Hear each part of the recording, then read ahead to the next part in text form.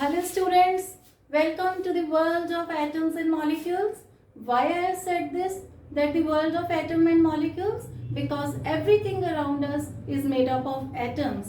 It is the smallest functional and structural unit of matter. It is the smallest particle of the matter. So students, today we are going to start a new chapter, that is atoms and molecules. In this chapter, we will study about the atoms, its theories and its various properties, and about the molecules and molecular formulas.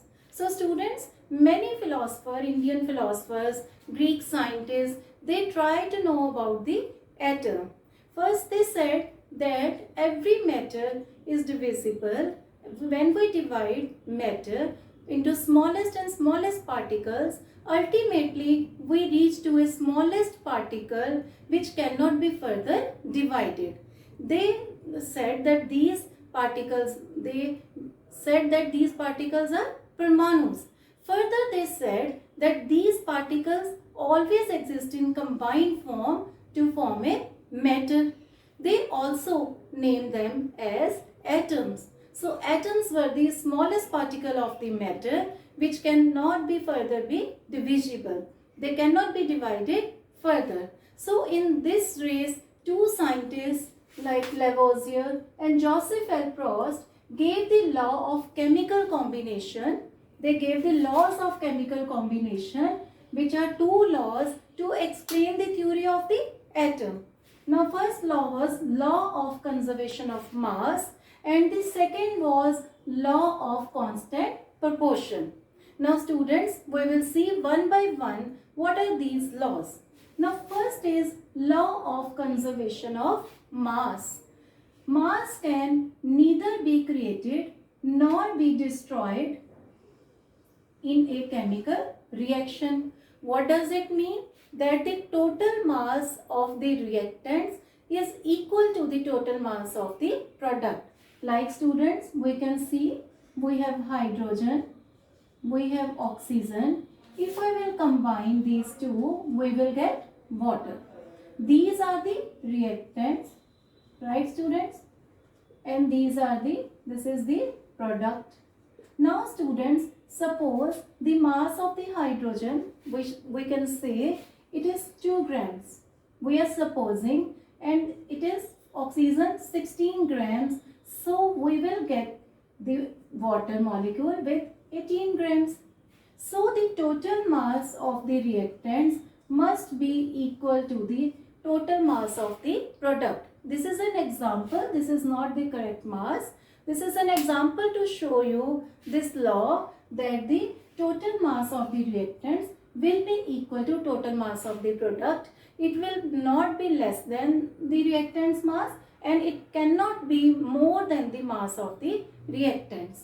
This is the law of conservation of mass, that mass can neither be created and nor be destroyed in a chemical reaction. Now second, we got the law of constant proportion. Law of constant proportion, what it states? It states that in a chemical substance, the elements are always present in definite proportion. Like students, you see the formula of water. We see the formula of water. So in a chemical substance, the elements are always present in definite proportion. So students, see in water, if the proportion is 1:8, right? So if we will take large volumes of water, whether it is ice water, whether it is river water, or anywhere it is water, the proportion of the water molecule in which hydrogen and oxygen are there, their proportion will be 1:8. So this is the law of constant proportion, that in a chemical substance, the elements, these are two elements, they are always present in definite proportion. Whether they are in large volume, they are in small volumes, or whether they are present anywhere. So these were the two laws of chemical combination. They were law of conservation of mass, and they were law of constant proportion. So according to taking the help of these laws, Dalton, a scientist, gave the theory about the atoms, which is known as the Dalton's atomic theory. Now we will discuss the Dalton's atomic theory about the atoms. Now first point is, all matter is made up of small tiny particles called atoms which participate in chemical reaction. All the atoms, right? Tiny particles, it is the tiny particle of the matter which take part in chemical reaction. Atoms are indivisible particles. We have also discussed earlier that atoms are the smallest particle which cannot be divided further. Third is, atoms of a given element are identical in mass and chemical properties. Why is it so, students? If we take an element of sodium, this is the symbol of sodium. Here the atoms will be of sodium only. So if the atoms in an element are same, so their mass and chemical properties will be same. So one single element always contain one type of atoms, so their mass and chemical properties are same. So that is opposite to the fourth point. Atoms of different elements are different in mass and chemical properties.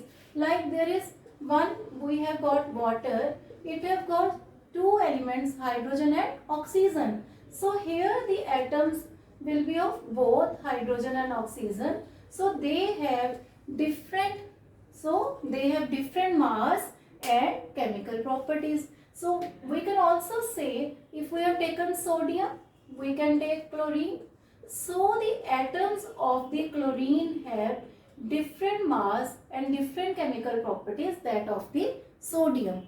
So different elements are different in mass and chemical properties because the atoms in different elements are different. Now next comes to the point, atoms combine in the ratio of small whole numbers to form compounds.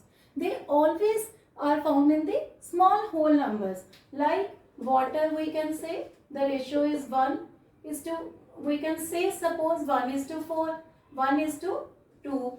Now we can say it is CH4, 1 is to 4. So these small numbers ratio is done in the to form the compounds. In compounds, the ratio of the atoms or elements is whole number. Why whole number? Because they are very small digits. Now the last point is, the relative number and kinds of atom are constant in a given compounds. This is due to the law of constant proportion which we have done earlier. Now before these properties, what is that? The relative number and kinds of atom are constant in a given compound. We took the example of the water. Whether it is small volume or large volume, the ratio of hydrogen and oxygen in H2O will remain constant. Right, students? These were all the Dalton's atomic theory. This was the theory about the nature of the atoms. Now in next lecture, we will study more theories about the atom, its nature and many things more. Thank you. Have a nice day. Hope you all are fine. Have a good day.